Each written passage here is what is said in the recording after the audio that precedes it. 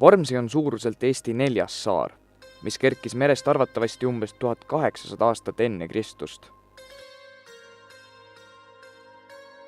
Ürikutes on Vormsit esmakordselt mainitud 1391. aastal.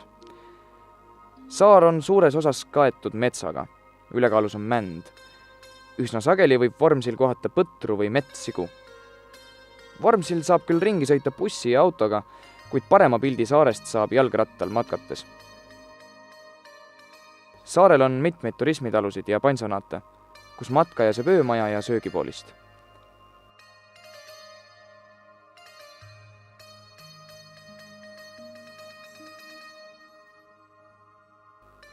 Vormsi 100 kilomeetrit rannajoont on väga liigestatud. Pikad poolsaared vahelduvad sügavate lahtedega. Saare lääneosas on iseloomulikud loopealsed ja kadastikud. Üle poole saare pindalast on kaetud metsaga.